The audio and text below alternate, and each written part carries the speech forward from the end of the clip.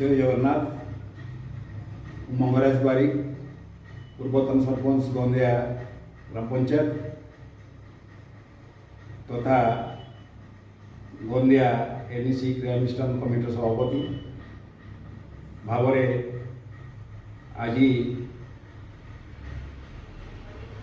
समग्र गोंदिया अंचल आदिवासी मान मोर कृतज्ञता ज्ञापन करुच्ची। जानुआरी पहला ठारू जोटा कि आम 2026 नूतन वर्ष ए वर्ष समस्त सुखमय हो। प्रभु जगन्नाथ, प्रभु चंद्रशेखर, प्रभु स्वप्नेश्वर समस्त को सुखरे रखु। परिवार माने भाईचारा भाव चलतु। ए अंचल उन्नति हो। यह हूँ प्रभु मान निकट में मोर प्रार्थना।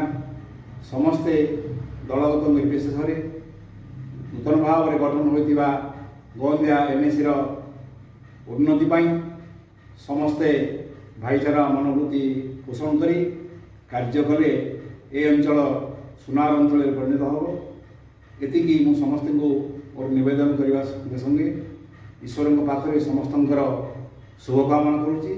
ए वर्ष समस्त शुभ। जय जगन्नाथ।